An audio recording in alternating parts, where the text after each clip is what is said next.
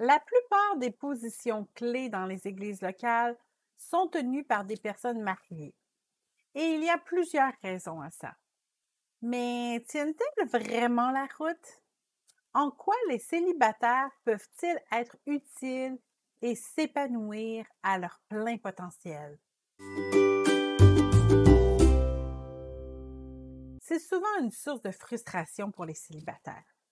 Ces derniers veulent s'impliquer dans un ministère et postulent à un certain poste, et les candidats mariés prennent la place devant eux. Pour certains célibataires, le mariage devient presque un passage obligé pour s'investir dans le royaume de Dieu, ce qui n'est bien sûr pas une bonne raison de se marier. Cela met une pression malsaine à trouver un partenaire à tout prix ou éteint complètement la flamme d'un chrétien à s'impliquer. Il y a deux côtés à la médaille, tout comme à ce problème. Tentons donc de concilier ici ces deux mondes. D'un côté de la médaille, pourquoi les autorités spirituelles ont-elles peur des célibataires? OK, d'accord, le mot peur ici est peut-être exagéré, mais il règne effectivement une certaine méfiance.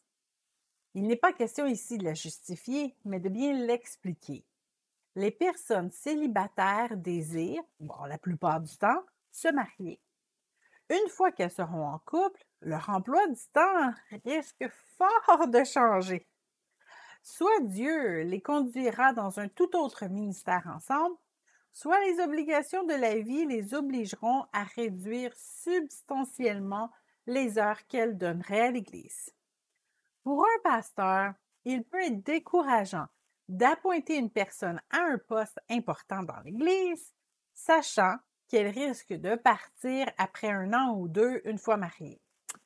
En ce sens, le célibataire peut être vu comme quelqu'un d'instable. Lors de la sélection d'un candidat à un poste d'autorité dans l'Église, le pasteur est fortement encouragé à suivre les conseils de l'apôtre Paul. Il faut qu'il dirige bien sa propre maison et qu'il tienne ses enfants dans la soumission et dans une parfaite honnêteté.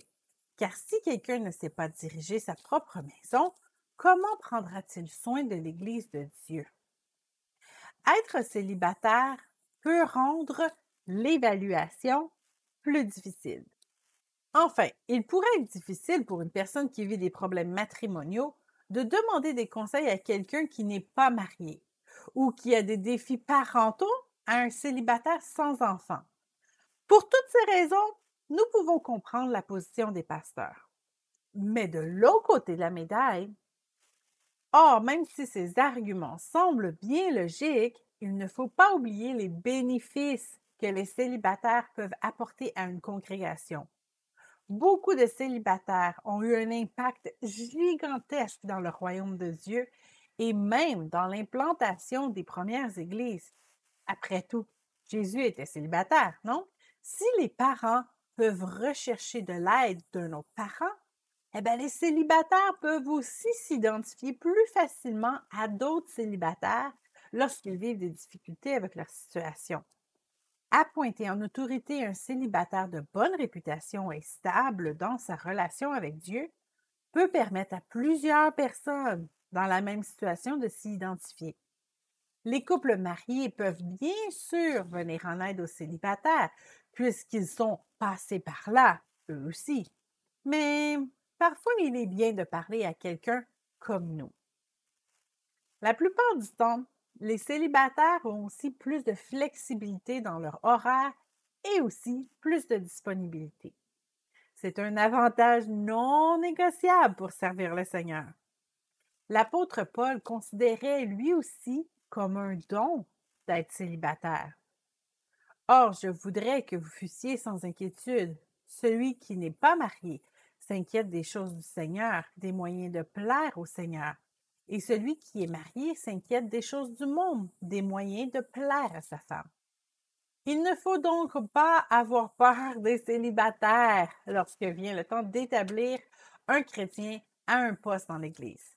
Les avantages et désavantages sont bien là, d'un côté comme de l'autre. Mieux vaut donc consulter l'Esprit de Dieu que les certificats de mariage pour appointer un serviteur. Et si vous êtes célibataire, eh bien, ne vous offensez pas si vous n'êtes pas choisi. Respectez vos autorités et priez pour eux. Écoutez la voix de Dieu. Peut-être la raison de votre refus n'a rien à voir avec votre statut social et vous avez des points à améliorer.